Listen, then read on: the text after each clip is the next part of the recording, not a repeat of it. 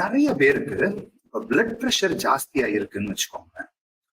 அந்த blood pressure ஜாஸ்தியா இருக்கிறதுக்கான ஒரு காரணம், ஓகேவா, ஹார்ட் ரிலேட்டட் இஷ்யூஸ்னால வரதுன்றது ஒரு காரணம். ஆனா அவங்களோட உணவுல மக்னீசியம் குறைபாடுனால நிறைய பேருக்கு பிளட் ப்ரெஷர் அப்படின்றது கண்ட்ரோல் இல்லாம. ஸோ இந்த மக்னீசியமோட வேலை என்ன அப்படின்னா ரிலாக்ஸிங், ஓகேவா. ஒரு மசில் கான்ட்ராக்ட் ஆகுது, இந்த கான்ட்ராக்ட் ஆச்சுன்னா அதை ரிலாக்ஸ் பண்ண வைக்கிறதுக்கு ஒரு மெக்கானிசம் தேவை. கரெக்டா அந்த ரிலாக்ஸேஷனை ஸ்டார்ட் பண்றது உங்களோட மக்னீசியம். ஸோ மக்னீசியமோட அளவு கம்மியா இருந்துச்சுன்னா உங்க மசிலா இருக்கட்டும், உங்களோட ரத்த குழாய்களா இருக்கட்டும், அதோட ரிலாக்ஸேஷன் கெப்பாசிட்டி அப்படின்றது சரியா இல்லாததுனால அது ஒரு பெரிய டிராபேக், ஓகேவா. இதை தவிர உங்களோட ரிகவரி, மசில் ஒர்க் அவுட் பண்ணிட்டு அதுல இருந்து ரிகவர் ஆகுன்றப்போ மக்னீசியமோட குறைபாடு இருந்துச்சுன்னா அது ரிகவரியும் கஷ்டப்படுது.